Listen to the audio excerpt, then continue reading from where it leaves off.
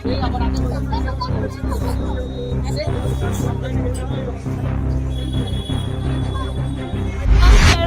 তারিখ chairman sir একটা conference করছে, প্রেস কনফারেন্স। উনি আমাদেরকে বললো যে আমরা এখন কোর্টে যেতে। কেন আমরা কোর্টে যাব? ভুল যে হয়েছে, আমরা প্রমাণ অনেক কিছু দিয়েছি, কিন্তু ওরা আমাদের কথা শুনে না। একটা পয়েম এসছে টেট 1-এর, পয়েমের মধ্যে ভুল আছে। আমি প্রথমটাই বলছি যে একটা বাচ্চা যখন স্কুলে ভর্তি হয়, নার্সারিতে ভর্তি হয়, নার্সারি থেকে একদম হাই লেভেল যতটুকু যেতে পারে, আমাদের স্কুলে এক্সাম হয়। এক্সামের মধ্যে প্রশ্ন নিতে, পরীক্ষা নিতে ভুল থাকে। এসে ওরা টিচাররা এসে বলে যে এই জায়গাতে ভুল হয়েছে, তোমরা ঠিক করে নাও। যে এই জায়গাতে ভুল হয়েছে, তোমরা কেটে এটা ঠিক করো। কিন্তু বিগত আমাদের টেট 1 পরীক্ষা যেন গেছে, ওরা একবারও পয়েমটাতে যে ভুল করেছে, একবারও ওরা বলেনি কিছু যে এটা ভুল হয়েছে, আবার আমাদেরকে কিছু জানায়নি। এরকম সেম টেট 2-এর একটা প্রশ্ন ক্রিয়াপদ আর ক্রিয়াপদ নিয়ে একটা স্যারের সেদিন এটা নিয়ে খুব একটু হেসেই বলছে। স্যার জিজ্ঞেস করছে স্টুডেন্টকে যে তোমাদের কি এটা ভুল হয়েছে, তোমরা কি বুঝতে ভুল হয়েছে? না স্যার, ঠিক আনসার, তো সঠিক আনসার দিতে পেরেছ? হ্যাঁ। তারপরও এটাতে স্টার দিয়েছে, কারণ তারা জানে এটা ভুল করেছে, তারা প্রশ্নটার মধ্যে ভুল হয়েছে, তার জন্য ওরা স্টার দিয়েছে। কিন্তু তাহলে আমাদের কেন দেবে না? টেট 1-এ তো কবিতাটাই, যে নোবেল পুরস্কার পেয়েছে রাইটার, তিনি কবিতার পুরো লাইন একটা ওয়ার্ড চেঞ্জ করে তো পুরোটা কবিতাই চেঞ্জ করে দিল। তো এটা কি হলো? আচ্ছা, আরেকটা প্রশ্ন, মানসিক স্বাস্থ্য। এইবার তারা আনসার দিয়েছে মনের স্বাস্থ্য। কিভাবে হয়? আমি যে একজন প্রতিবন্ধী, আমার তো শারীরিক তারপর মানসিক, আমি দুটোই হওয়ার কথা।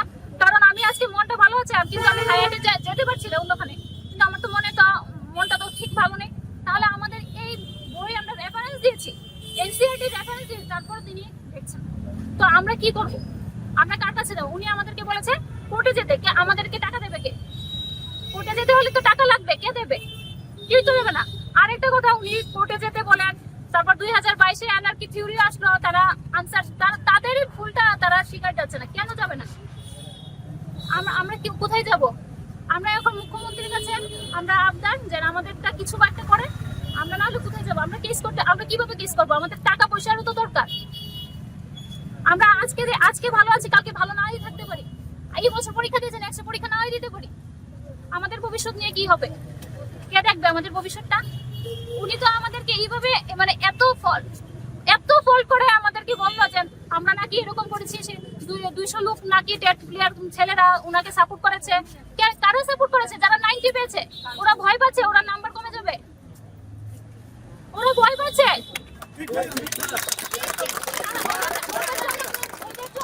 ওদের জন্য আমাদের লাইফটা নিয়ে আমরা প্রতি বছর পরীক্ষা তো সম্ভব?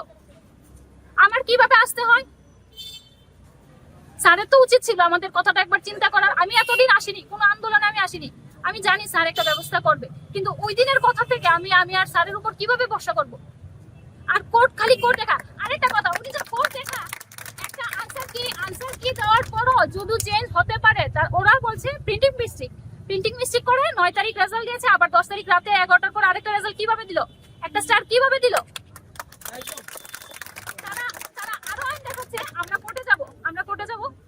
তারা কোর্টে লেখা আছে, তাদের আইনে লেখা আছে প্রতি বছর 2বার করে টেট পরীক্ষা নিতে হয়।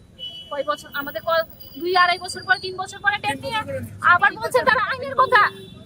তারা আগে আইনটা জানুক না, তারপর আমাদেরকে বলুক। আমরা কি করবো? আমরা তো এখন মুখ্যমন্ত্রীর কাছে ছাড়া আমাদের কোনো আর রাস্তা নেই।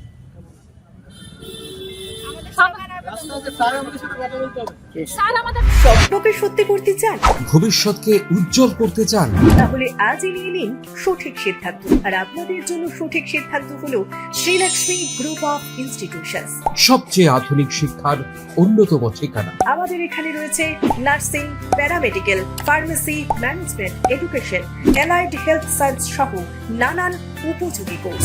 তাছাড়া আরো রয়েছে উন্নত ক্যাম্পাস ও প্লেসমেন্টের দারুণ সুব্যবস্থা। আছে 150 শয্যা বিশিষ্ট শ্রীলক্ষ্মী মাল্টি স্পেশালিটি হাসপাতাল এবং 50 শয্যা বিশিষ্ট শ্রীলক্ষ্মী সুপার মাল্টি স্পেশালিটি হাসপাতাল। কোর্স ফিজ একেবারেই হাতের মুঠোয়। এছাড়া স্টুডেন্টসদের জন্য রয়েছে স্কলারশিপ ও ইএমআই এর সুব্যবস্থা। তাহলে দেরি না করে সিট বুকিং করতে আজই যোগাযোগ করুন আমাদের সঙ্গে। Srilakshmi group of institutions, mobile number 9066776746।